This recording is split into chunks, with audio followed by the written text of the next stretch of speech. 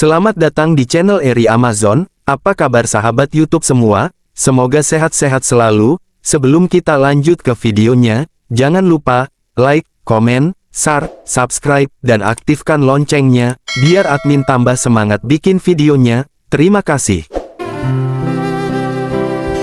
Apa kabar sahabat semuanya? Jumpa lagi dengan saya Eri Amazon.